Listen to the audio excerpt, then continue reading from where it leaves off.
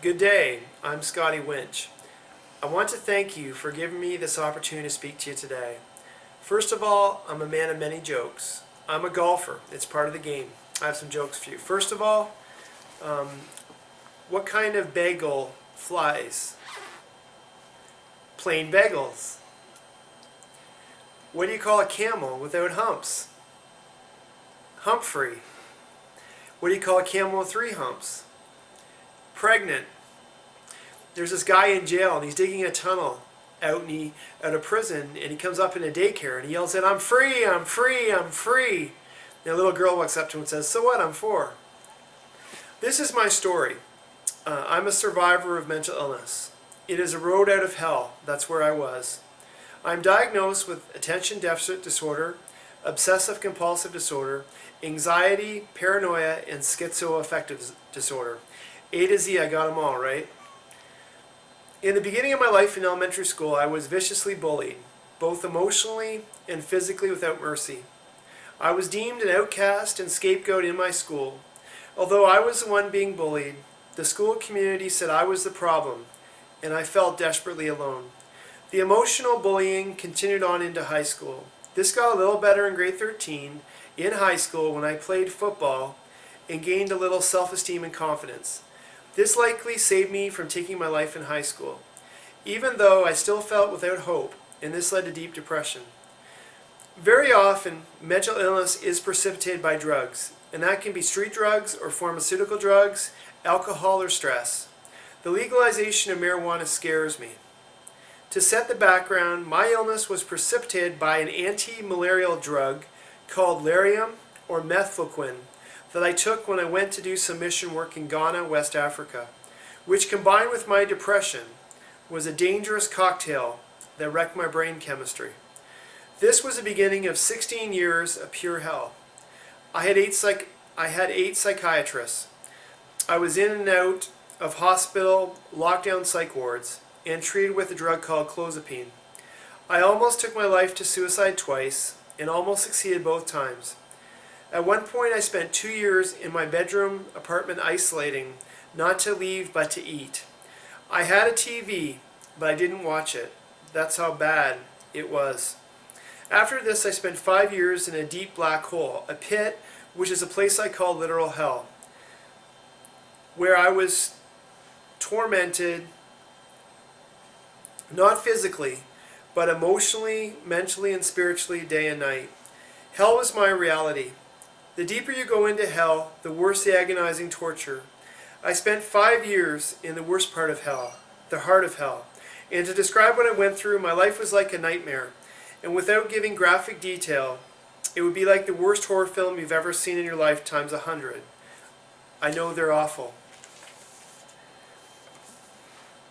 I couldn't believe my life had come to this. Because of my crippling anxiety and paranoia, I wouldn't do anything or go anywhere. I was afraid of my own shadow. I would never step into a church, and I believed I was lost. I thought I was the devil or the Antichrist. I was angry. When Christian TV or Christian radio came on in the psych wards, I turned the channel off on purpose so others wouldn't hear. On a lockdown psych ward, the only stimulus or thing to do was share a TV with 30 people you don't know, doesn't work, smoke, which I didn't do, eat, or if you're really lucky, there'd be a pool table. My friend and I played about 1,000 games of pool at Victoria's South Street Hospital in London. The last ward I was on was a ward from hell. I was visually hallucinating. I thought my life was in danger. I believed people were after me, that the FBI was after me. I thought people were reading my mind. Now I realize they can't. I was so scared at night in my hospital room that I would pile all the furniture in my bedroom against the door to prevent me from being taken away to hell by night by the staff. I had so many hopes and dreams for my life, and they were dashed. Hell was my reality. My life was so painful, all I wanted to do was cry all the time. But I couldn't because my deep depression prevented me from doing so. In the summer of 2012, I started to golf, only by myself because I was scared. Then one afternoon, a senior gentleman invited me to play in their once-a-week senior men's league, of which now I'm the youngest member. Next, 3 senior ladies invited me to golf with them every day in the fall. This was a positive and big step for me. Then in December, I started to listen to music again. to lyrics like Kelly Clarkson's, "What doesn't kill you makes you stronger," and Katy Perry's "I'm Born Again" or "The Lion's Den." Many songs on the radio have deep spiritual meanings. There was one song which said, "You've been locked out of heaven. That's how I felt." I think it's by Bruno Mars. Another song said, "My love is all around you." These songs touched my heart. Then one afternoon I found a little piece of paper on the floor at my grandma's in Windsor. It was a Bible verse which said, "Have faith in God." This touched my heart again. My friends said I looked a lot better, but I didn't feel any better. In January, through the constant encouragement of my Canadian Mental Health Association caseworker, God led me to both the mental illness drop-in center and the new free healthy eating and physical activity program called Opening Doors. My life was over for all intents and purposes. I wasn't living life, but just existing. Shortly thereafter, while walking my dog Maya in the snow at 10 o'clock in the morning on January 27, 2013, I had a life and eternity-changing moment. My precious Lord Jesus Christ raised me from the deadness of my life and set me free.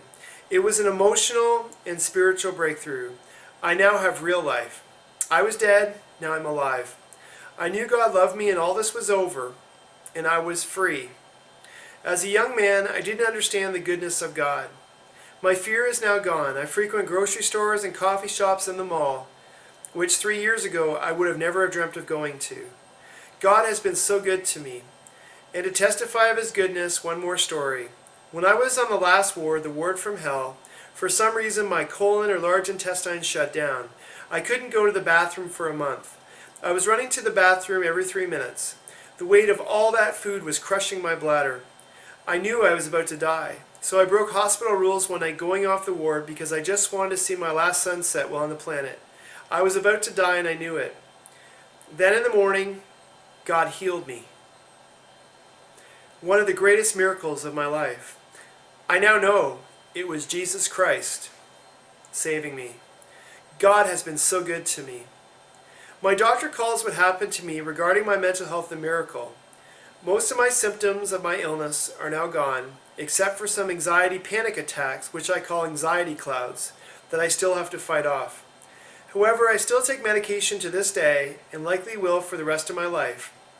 When you're locked in a prison cell as long as I was, when you get out every day is like heaven. Now I'm living in a new world. The old is too painful to remember. It is like I was in a hurricane in life and now I get the rainbow. I now have the honor and privilege to help others where I was. I get to live this incredible life I don't deserve, all because of grace. Finally, just some helpful tips I learned. This helped me. Hopefully it'll help you. If you're feeling down and depressed or anxious, talk to your doctor. Do what they say upon reason, and if they put you on medication, take it, even if you start to feel better. I believe this could be a trap. Please remember, I am not a healthcare provider. Consult your doctor. Never stay at home and isolate. Get out and have coffee with friends. I believe isolating could be a road to suicide. We're not on an island in life. We need friends. Third, exercise. Find a sport or class that will help your body and bring you peace. Fourth, humor is like medicine. Watch Seinfeld, King of Queens, The Big Bang Theory, or something like these. Fifth, listen to music. It may inspire you. Sixth, walk or run. It will clear your head of racing thoughts and bring you peace. The anxiety panic attacks or anxiety clouds I still get are hellish. It is a war. And the only thing that brings me some peace is to pray to Jesus. And sometimes read Psalms 23, 27, and 91 several times from the Bible. But it is still very difficult. I hope these nuggets inspire your life. And always be mindful of what you eat and how you take care of your body. I'm not there yet, as you can see. But I've lost over 40 pounds. Due to heavy medications and inactivity in hospitals, I put on 150 pounds in just less than 2 years. It is truly a miracle that I'm speaking to you today. 3 years ago, this was not possible or even dreamt of. Thanks goes to my friends at the Canadian Mental Health Association, the Mental Illness Drop-In Center, and my mental health survivor peers. This is my story, a road out of hell. I hope it helps your lives even in the smallest way. Take your life back. You are precious and worth it. And as the singer Britt Nicole says, you are kings and queens more precious than gold. Truly, anything in life is possible. We will never be perfect, but we can keep on trying. Climb that mountain of life and strive for the summit. You are original and can't be replaced. You are not alone in this world. We have each other. We can do it together. You're here for a reason. Every breath you take has meaning. You're waking up to a whole new day every day. And when you're going through hell in your life, it's the courage to continue. The best way to change the world is to change yourselves. Thank you for listening.